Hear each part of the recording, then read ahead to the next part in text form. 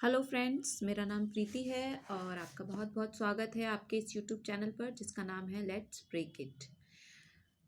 ये हमारा जो है चौथा वीडियो है शोध अभिक्षमता का, मतलब रिसर्च एप्टीट्यूड का। ये हमारा चौथा वीडियो है। इससे पहले की लास्ट वीडियो में हमने जो है मेथड्स ऑफ रिसर्च को देखा था और समझा था कि इसके अंतर्गत कौन कौन से मेथड्स और कौन कौन सी विधियाँ जो हैं प्रयोग की जाती है। अनुसंधान के प्रकार, मेथड्स ऑफ रिसर्च को हमने देखा था और कुछ मेथड्स जो है हमने पढ़े थे। अब इसी को हम आगे कंटिन्यू करेंगे और आगे जो इम्पोर्टेंट मेथड्स हैं उनको यहाँ पर चर्चा करेंगे। ये जो मेथड्स हैं बहुत इंपॉर्टेंट है, इसीलिए मैंने ज़्यादा यहाँ पर मेथड्स को रखा नहीं है, कुछ ही विधियों को रखा है जो बहुत ही इंपॉर्टेंट है और थ्रू आउट द रिसर्च यानी कि पूरे रिसर्च जब करते हैं हम तो ये बहुत ही काम में आते हैं। इसीलिए जो है हमें इन्हें ध्यान से समझना है और अच्छे से इन्हें पढ़ना है। तो चलिए शुरू करते हैं आज का वीडियो और देखते हैं हमारा जो है आज के जो मेथड्स हैं वो कौन से हैं। पहला मतलब इसका जो वर्गीकरण है उसमें देख लेते हैं। पहले प्रक्रिया के आधार पर है, यानी कि प्रोसेस के अकॉर्डिंग हम देख रहे हैं, और जिसमें सबसे पहले हम करेंगे मात्रात्मक अनुसंधान और दूसरा है गुणात्मक अनुसंधान। तो मात्रात्मक अनुसंधान मतलब क्वांटिटेटिव रिसर्च और गुणात्मक मतलब क्वालिटेटिव रिसर्च। तो चलिए समझते हैं और जो है जानते हैं कि ये किस प्रकार का होता है। इसमें सिद्धांत पहले से निर्धारित होता है, यह शोध आंकड़ों पर आधारित होता है और इसका निष्कर्ष भी आंकड़ों द्वारा ही निर्धारित होता है। अब समझिए, आंकड़ों से मतलब कि काउंट किए जा सकते हैं ना, डेटा जो हमारे पास यहाँ पर हम डेटा जो कलेक्ट करते हैं वो पूरा पूरा किसके अंतर्गत होता है, वो जो है पूरा हमारा जो है उसको काउंटेबल होता है। कैसा होता है, क्वांटिटेटिव इसमें होता है हमारा। ठीक है, तो इसका जो निष्कर्ष है वो भी किस में निकलता है, आंकड़ों में ही निकलता है, यानी कि उसको भी काउंटेबल होता है, यानी काउंट किया जा सकता है, नंबर्स में, नंबर्स की फॉर्म में होता है। यानी कह सकते हैं कि it where the data are not in the form of the where the data is the form of the numeric form, यानी कि यहाँ पर जो डेटा हम कलेक्ट करते हैं वो कैसा होता है, नंबर्स की फॉर्म में होता है, ना कि जो है मतलब अलग तरीके से, मतलब न्यूमेरिक फॉर्म में होता है। ये समझिए आप कि न्यूमेरिक फॉर्म में होता है। उसके बाद मात्रात्मक शोध आदेशात्मक है तथा निगमन पद्धति पर आधारित होता है। अब ये निगमन पद्धति क्या है, इसे हम आगे देखेंगे, ये भी हमारा जो है आज के टॉपिक में एडेड है, तो इसे हम आगे देखेंगे। कैसा होता है, आदर्शात्मक होता है, यानी कि वही रूल्स फॉलो किए जाते हैं और आंकड़ों में ही जो है बताया जाएगा, आंकड़ों में ही जो है समझाया जाएगा कि किस तरीके, मतलब जो भी हम रिसर्च करेंगे उनका किस में रखेंगे, आंकड़ों में ही उसका जो है हम एनालाइज करके उनको आंकड़ों में ही बताएंगे। निष्कर्ष भी हम कैसे निकालेंगे, आंकड़ों में निकालेंगे। इस टाइप की जो रिसर्च होती है वो होती है क्वांटिटेटिव रिसर्च, यानी कि मात्रात्मक अनुसंधान। अभी इसका एग्जाम्पल भी देखेंगे और इन दोनों में डिफरेंस भी देखेंगे। इससे पहले हम इनकी परिभाषाएं देख लेते हैं। अगला है हमारा गुणात्मक अनुसंधान, यानी कि क्वालिटेटिव रिसर्च। यह एक अनुभविक अनुसंधान है। इसके अंतर्गत आंकड़े सांख्यिकीय नहीं होते हैं। दोनों में सबसे बड़ा मेजर डिफरेंस, यानी सबसे बड़ा डिफरेंस कौन सा है, यही है कि मात्रात्मक अनुसंधान में जो हमारे पास आंकड़े होते हैं वो सांख्यिकी तौर पर निकलते हैं हमारे पास। कैसे होते हैं, काउंटेबल होते हैं, न्यूमेरिक फॉर्म में होते हैं। और जबकि क्वालिटेटिव की अगर हम बात करें तो यहाँ पर जो आंकड़े होते हैं वो, मतलब डेटा जो हम कलेक्ट करते हैं, data are not in the form of numeric, यानी कि न्यूमेरिक फॉर्म में नहीं होता है, सांख्यिकीय नहीं होता है। गुणात्मक शोध मात्रात्मक के स्थान पर व्यक्तिगत अनुभवों के विश्लेषण पर जोर देता है, यानी कि ये किस प्रकार का हो गया, सब्जेक्टिव हो गया। यहाँ पर किस पर जोर दिया जाता है, व्यक्तिगत अनुभवों पर जो है जोर दिया जाता है और उसी में समझा जाता है। जबकि हम अगर मात्रात्मकता की बात करें, यानी कि क्वांटिटेटिव रिसर्च की बात करें, तो वहां पर जो है जोर किस पर दिया जाता है, वहां पर जोर दिया जाता है उद्देश्य परक होता है, वो ऑब्जेक्टिव टाइप होता है, इसीलिए जो है आंकड़ों पर निर्भर करता है। इसमें शोध के निष्कर्ष में भाव एवं पक्ष को स्थान दिया जाता है, यानी कि सामने वाले की फीलिंग का ध्यान रखा जाता है और उसी के अकॉर्डिंग, यानी व्यक्ति परक है तो यानी सब्जेक्टिव है ना, सामने वाले के विचारों को महत्ता दी जा रही है, यानी कि तो इसलिए भाव एवं पक्ष को स्थान दिया जाता है इसके अंतर्गत। यह कारण का विश्लेषण और सत्यापन करता है। अब ऐसा नहीं है कि फीलिंग्स को हम इंपॉर्टेंस दे रहे हैं, मतलब सामने वाले के विचारों को इंपॉर्टेंस दे रहे हैं तो वो बेबुनियाद में हम कुछ भी ऐसे ऐड कर लेंगे, नहीं, उसका भी वो भी ऐसा नहीं, वो भी हम ऐसे ही नहीं रख सकते हैं। व्यक्तिपरक है पर लेकिन वो भी किसी ना किसी उस पर सत्यापित किया जाता है और एक जो है उसको भी आंका जाता है, समझा जाता है, जांचा जाता है और तब जाके जो है हमारी शोध के रिजल्ट में उसे फाइनली रखा जाता है। तो ये दोनों प्रकार की हमें ध्यान में रखनी है रिसर्च, मतलब दोनों प्रकार का जो विधि है, पहला है मात्रात्मक और दूसरा है गुणात्मक। हमारी पूरी रिसर्च जो है, हम क्या रिसर्च कर रहे हैं, ये इसी पर डिपेंड करता है कि वह रिसर्च किस प्रकार की है, मात्रात्मक है या फिर गुणात्मक है। ये अपने आप में बहुत ही इंपॉर्टेंट है। अब जो है इन दोनों के बीच में हम डिफरेंस देख लेते हैं थोड़ा सा, यानी कि इसके की पॉइंट्स देख लेते हैं। और मैंने पहले भी बताया आपको लास्ट वीडियोस में कि की पॉइंट्स जो है बहुत इंपॉर्टेंट होता है, क्वेश्चन जो है वहीं से बनता है हमारा, और जो हम समझ नहीं पाते हैं। चलिए, तो सबसे पहले गुणात्मक अनुसंधान और दूसरा है हमारा मात्रात्मक अनुसंधान, यानी क्वालिटेटिव रिसर्च और क्वांटिटेटिव। पहला पॉइंट है, सामान्य शोध वस्तुओं के साथ विचारों की खोज करता है। कौन? क्वालिटेटिव जो है वो सामान्य जो भी मतलब शोध वस्तुएं हैं हमारे पास, यानी डेटा जो है वो उसके साथ क्या करता है, विचारों की खोज करता है। जबकि उसके अलग जो काम करता है वो कौन है? क्वांटिटेटिव रिसर्च करती है। क्या करती है? वो परिकल्पना का परीक्षण करती है बस, ठीक है ना। मतलब वही है ना, क्यों? क्योंकि वो आंकड़ों पर निर्धारित होती है, तो वहां पर विचारों का ऐसा कोई स्थान नहीं होता है, मतलब सब्जेक्टिव नहीं होती है, बेसिकली ये कहना चाह रहा है। निरीक्षण और व्याख्या करते हैं, किसके अंदर? गुणात्मकता के अंदर। गुणात्मक रिसर्च के अंदर क्या करते हैं? निरीक्षण करते हैं उसका, और फिर क्या करते हैं? उसकी व्याख्या कर देते हैं। वहीं जबकि क्वांटिटेटिव रिसर्च में क्या होता है? मापन और परीक्षण किया जाता है, सीधा सीधा टेस्ट होता है। यहाँ पर ये कहना चाह रहे हैं, मापन होता है। मापा किसको जाता है? आंकड़ों को ही मापा जाता है। ये क्वालिटेटिव रिसर्च कैसी होती है? असंरचित होती है, यानी अनस्ट्रक्चर्ड होती है। और जबकि क्वांटिटेटिव रिसर्च कैसी होती है? संरचित होती है, यानी कि स्ट्रक्चर्ड फॉर्म में मिलती है हमें। कैसे फॉर्म में मिलती है? स्ट्रक्चर्ड होती है। क्यों? क्योंकि अभी जब बार बार मैं इसी बात पर जोर दे रही हूँ, क्यों? क्योंकि वो क्वांटिटेटिव होती है, आंकड़े उस पर निर्धारित होते हैं।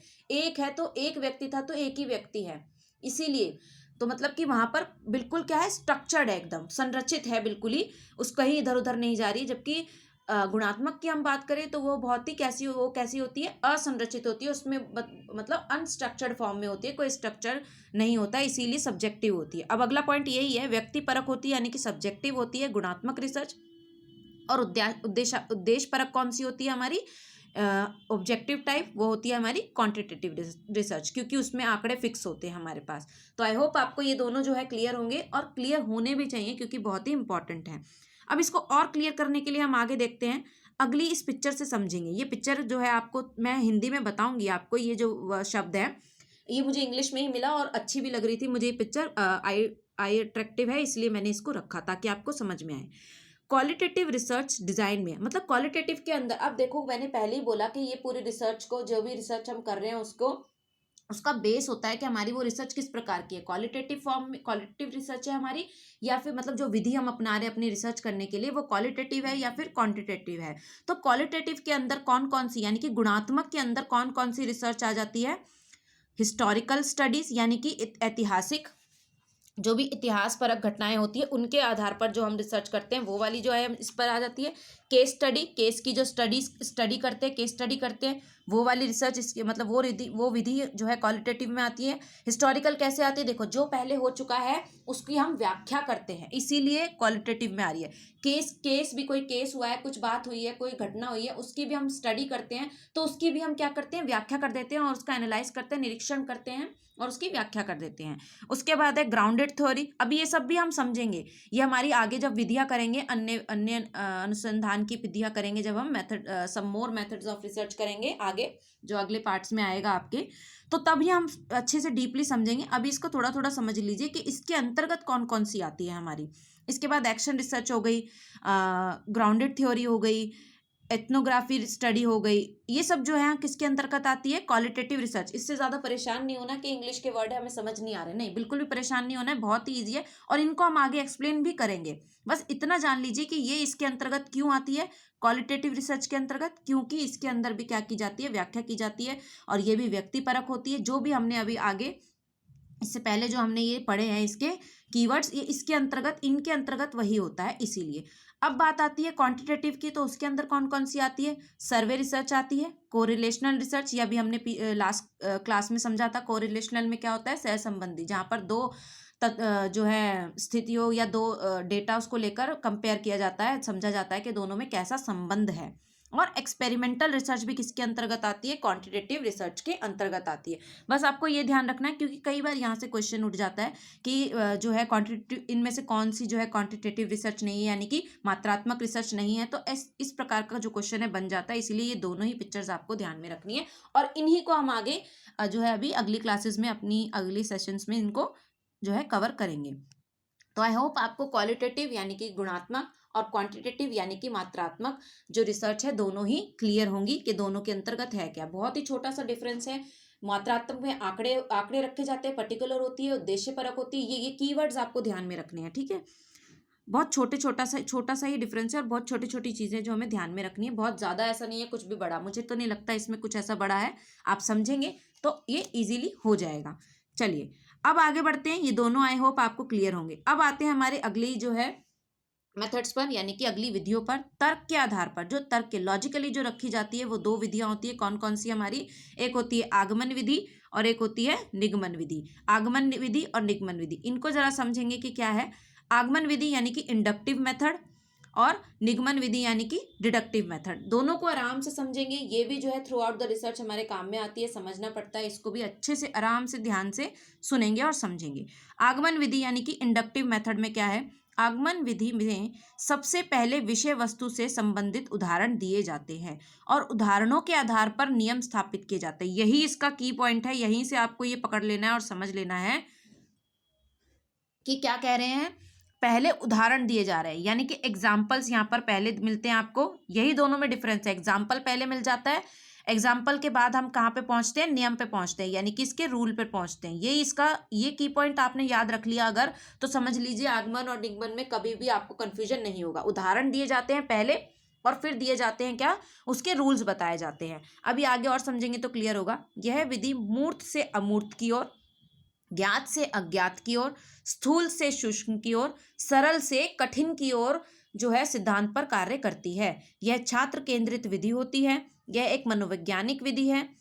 कैसी है, छात्र केंद्रित है, ध्यान रखना है। कैसी है, मनोवैज्ञानिक है। यह विधि प्रत्यक्ष तथ्यों पर आधारित होने के कारण वैज्ञानिक विधि है। कैसी है, वैज्ञानिक विधि है, जिसे हमें ध्यान में रखना है। इसके एक पॉइंट और है, वो भी समझेंगे, एक दो पॉइंट। यहाँ पर क्या कह रहे हैं, इस विधि द्वारा प्राप्त किया हुआ ज्ञान स्वयं बालकों का खोजा हुआ होता है। कैसे, वो भी समझेंगे अभी। ऐसा ज्ञान उनके मस्तिष्क पर स्थायी अंग बन जाता है, यानी कि वहां पर ज्यादा टाइम तक, एक लंबे समय तक वो ठहर सकता है। ऐसा ज्ञान किससे प्राप्त होता है, इंडक्टिव मेथड से, यानी कि आगमन विधि से। अब समझेंगे कैसे। यहाँ पर जो है, जैसे मेनली छोटी क्लासेस के लिए जो है यूज किया जाता है, छोटे बच्चों को मतलब पढ़ाने के लिए जो है इसका प्रयोग किया जाता है।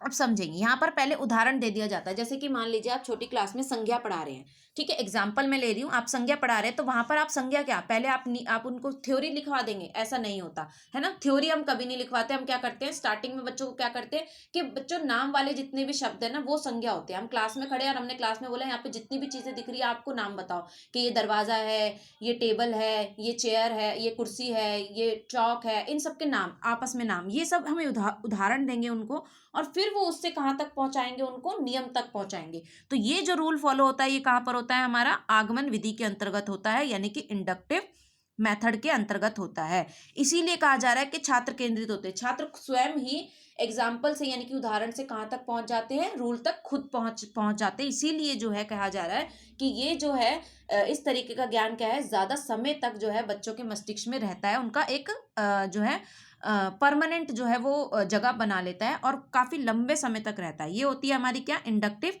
थ्योरी, जो कि एग्जाम्पल से रूल की तरफ जाती है। क्वेश्चन यहीं से आता है कि स्थूल से सूक्ष्म की ओर जाती है, कौन सी थ्योरी होती है, इंडक्टिव थ्योरी। तो ये जो की पॉइंट्स हैं इसके, ये ध्यान में रखने हैं आपको, कि मूर्त से अमूर्त की ओर, ज्ञात से अज्ञात की ओर, सूक्ष्म से स्थूल से सूक्ष्म की ओर, सरल से कठिन की ओर जा रहे हैं हम, ये होती है इंडक्टिव। अब आगे बढ़ते हैं और देखते हैं हमारी डिडक्टिव थ्योरी को। डिडक्टिव थ्योरी यानी कि निगमन विधि। इसमें क्या है, निगमन विधि में पहले नियम बता दिया जाता है। अब यहाँ पर देखिए, ये उससे ऑपोजिट है, बिल्कुल क्या है, उससे अलग है, उससे विपरीत है। यहाँ पर पहले ही नियम बता दिए जाते हैं, बाद में उदाहरणों द्वारा नियम को पुष्ट किया जाता है। इस विधि में सिद्धांत या परिभाषा को पहले बता दिया जाता है, बाद में उस सिद्धांत का प्रयोग बता दिया जाता है। निगमन विधि सूक्ष्म से स्थूल की ओर, बिल्कुल अपोजिट चलेगा। देखिए, अज्ञात से ज्ञात की ओर, अमूर्त से मूर्त की ओर, सामान्य से विशेष की ओर तथा नियम से उदाहरण की ओर। यानी कि रूल से कहाँ जा रही है ये वाली, ये थ्योरी हमारी रूल से एग्जाम्पल की ओर जा रही है। अब समझेंगे उदाहरण के साथ। देखिए वहां पे हमने जैसे उदाहरण लिया, अब यहाँ पर जो है ये किसके काम आती है, बड़े बच्चों के लिए होती है। थोड़ा सा हम जब बड़े क्लास को पढ़ा रहे होते हैं तब। अब कैसे काम आती है देखिए, जब हम 10th क्लास को मैथ्स पढ़ा रहे हैं, मान लीजिए 10th क्लास के बच्चों को मैथ्स पढ़ा रहे हैं, तो वहां पर क्या बताते हैं हम, पहले उन्हें क्या बता देते हैं कि a² + b² की होल स्क्वायर, भाई ये आपको ये फॉर्मूला है। पहले उसको नियम बता दिया हमने, नियम बता दिया। अब उससे हम क्या कराएंगे, उनसे सॉल्व कराएंगे, क्वेश्चन तक पहुंचाएंगे। यानी कि पहले हमने उनको रूल बता दिया और फिर एग्जाम्पल के थ्रू या क्वेश्चन के थ्रू उनको वो सॉल्व करने के लिए दिया। तो आई होप मेरे एग्जाम्पल से आपको क्लियर होगा कि इंडक्टिव और डिडक्टिव में क्या डिफरेंस है। बहुत ही छोटा सा माइनर सा डिस्टेंस है, बहुत छोटा सा डिफरेंस आ जाता है हमारा, और जो हमें समझ लेना है कि क्या है वो डिफरेंस। ठीक है ना, अगर एक बार हमें समझ में आ गया तो आगे कभी भी इसमें दिक्कत नहीं आएगी। आगे बढ़ते हैं और आगे देखते हैं क्या है। इसका प्रयोग उच्च कक्षाओं में जो है, उच्च कक्षाओं के शिक्षण में अधिक किया जाता है। याद रखना है आपको, अभी अभी मैंने बताया उच्च कक्षाएं यानी कि थोड़े बड़े लेवल की, वही जैसे मतलब हायर एजुकेशन, हायर लेवल की, मतलब हायर सेकेंडरी क्लासेस जो होती है, जैसे 9, 10, 11, 12 हो गई, उसमें जैसे मैंने 10th का एग्जाम्पल दिया तो उससे आपको क्लियर होगा। अब नोट पॉइंट जरा देखेंगे। इस विधि द्वारा कम समय में अधिक से अधिक प्रश्न को हल किया जा सकता है, क्योंकि बड़े बच्चे हो जाते हैं। हमने एक बार क्या बता दिया, फॉर्मूला बता दिया, जैसे मैंने बताया ना a + b की होल स्क्वायर मैंने उनको दे दिया, यहाँ पे रूल बता दिया मैंने। अब इसके बाद मैं उनको 10 क्वेश्चन भी अगर यहाँ पर दे दूंगी कि 10 क्वेश्चन भी दे दूंगी, तब भी वो आराम से उसके थ्रू सेम इसी फॉर्मूले के लगने वाले क्वेश्चन को आराम से सॉल्व कर लेंगे, है ना। इसीलिए क्या है, अधिक प्रश्नों को हल किया जा सकता कह रहे हैं। यह स्मरण शक्ति को बढ़ाती है, क्योंकि एक बार किया, 2 बार किया, 3 बार किया, क्या हुआ, वो चीज़ हमारे माइंड में जो है मेमोराइज हो गई, हमें क्या हो गई, हमें स्मरण हो गई, याद हो गई, अच्छे से बढ़ाती है। नवीन समस्या को हल करने के लिए यह विधि अधिक उपयोग की जाती है। जैसा कि मैंने एग्जाम्पल दिया, मुझे नहीं लगता कि एग्जाम्पल से आगे कुछ भी और समझने की जरूरत है, यहाँ पर बहुत अच्छे से क्लियर हो जाना चाहिए। तो ये थी हमारी आगमन विधि और निगमन विधि। अब एक और चीज से हम और अच्छे से समझ लेंगे, यहाँ पर ये जो पिक्चर रखी है मैंने, इसके थ्रू आप और अच्छे से समझ लेंगे क्या है डिडक्टिव मेथड और इंडक्टिव। यानी कि डिडक्टिव मेथड कौन सा है हमारा, निगमन, और इंडक्टिव मेथड आगमन। ठीक है, अब देखेंगे इसमें क्या है। हमने आगमन विधि पहले देखी, डिडक्टिव में हम कहाँ गए, ऑब्जर्व किया, पैटर्न बताया, फिर कहाँ पर आए, टेंटेटिव हाइपोथेसिस, और फिर थ्योरी पे आए। इसको बीच के पॉइंट्स को ज़्यादा ध्यान देने की जरूरत नहीं है। ऑब्जर्वेशन किया मतलब कि उदाहरण दे दी, जैसे मैंने क्लास का एग्जांपल दिया ना आपको, बच्चे अब देखेंगे आसपास की चीज़ों को कि हाँ भाई क्या है क्लास में, क्या क्या है मैंने पूछा, तो ऑब्जर्व कर रहे हैं। ठीक है, एक पैटर्न तैयार कर लिया कि भाई जो भी चीज़ हमें दिखाई दे रही है ना, वही उसका नाम है, कुछ ना कुछ माइंड में एक पैटर्न उनके आ गया। और फिर उससे उन्होंने थ्योरी एक डेवलप की और बताया, वहां पर उन्होंने थ्योरी डेवलप करके क्या समझा कि हाँ भाई जो भी जिसका भी चीज का नाम है वो चीज क्या कहलाती है, संज्ञा कहलाती है। वहीं इंडक्टिव थ्योरी क्या होता है, ये ऊपर से नीचे की तरफ आती है, यानी कि टॉप टू डाउन आती है, और ये बॉटम टू अप जाती है, यानी कि नीचे से ऊपर की तरफ। देखिए साइंस से समझ में आ रहा होगा, यहाँ पर पहले से थ्योरी बना दी जाती है, फिर उसके बाद ऑब्जर्वेशन होता है, और ये फाइनल जो होता है इस तरीके से जो है चलता है। यानी कि पहले से वही रूल वाला फॉर्म, वो जो आप मैंने आपको एग्जांपल दिया उससे आप यहाँ पे समझ सकते हैं कि पहले से रूल बता दिया, उसकी थ्योरी बता दी कि भाई a + b की होल स्क्वायर में यही होता है, इसको हम ओपन करेंगे तो ऐसे होगा, ये सब बता दिया। फिर उसके बाद बच्चे उदाहरण लेके इसको सॉल्व करते हैं और समझते हुए चलते हैं। तो यहाँ पर जो है हमारा ये दोनों ही विधियाँ जो है कंप्लीट होती है। आई होप आपको क्लियर होंगी दोनों ही, मतलब कि जो हमने पहले की मात्रात्मक और गुणात्मक विधियां, और उसके बाद प्रक्रिया के आधार पर जो की थी, और तर्क के आधार पर 2 की आगमन और निगमन विधियां, दोनों ही आपको क्लियर होंगी। और फिर भी अगर कोई डाउट आता है तो आप मुझे अपने कमेंट के माध्यम से बता सकते हैं। और आपको क्लासेस जो है कैसी लग रही है ये भी आप मुझे बताइए। मेथड जो है ये कैसा लग रहा है आपको, मेरे पढ़ाने का तरीका कैसा लग रहा है बताइए वो भी। और अगर कुछ भी आप चाहते हैं इसमें बदलाव हो तो वो भी बताइए, मैं पूरी कोशिश करूँगी कि चीज़ों में अगर मैं जितना कर सकती हूँ मैं कोशिश करूँगी कि मैं उसे करूँ। बाकी आई होप सब चीज़ें क्लियर होंगी। तो चलिए आज का वीडियो यहीं पे एंड करते हैं। और वही वीडियो को लाइक कीजिए अगर अच्छी लगती है तो, और अपने दोस्तों के साथ शेयर कीजिए, काफ़ी लोग हैं जिन्हें इसकी ज़रूरत है, तो शेयर द वीडियो ऑल्सो। चलिए ख़त्म करते हैं, समाप्त करते हैं हमारी वीडियो को, यहाँ पर एंड करते हैं। Thank you so much, bye, take care.